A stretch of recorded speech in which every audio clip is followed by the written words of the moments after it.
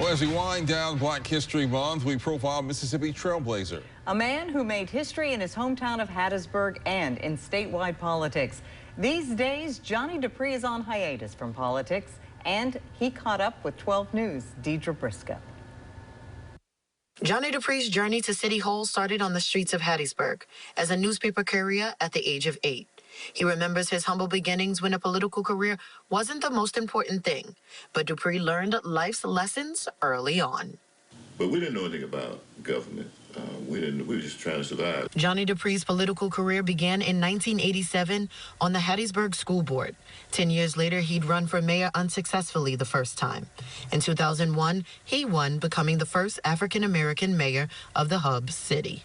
A circle of life Mayor Dupree described to me in our conversations. He told tales of triumphs and obstacles. During his tenure, his administration went through the largest flood known to Hattiesburg and survived Hurricane Katrina.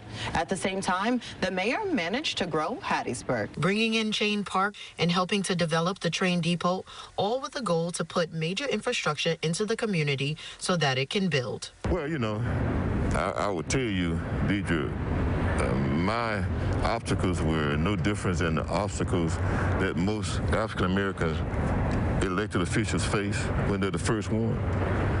There is a resistance, there's a pull away, and so it was very difficult to start out with, but anything that you do in life is difficult. I mean, I don't know of anything that you don't do in life that they're not obstacles, and whatever obstacles we had, I mean, the people of Hattiesburg awarded me by letting me stay here for 16 years. So it was worth the struggle.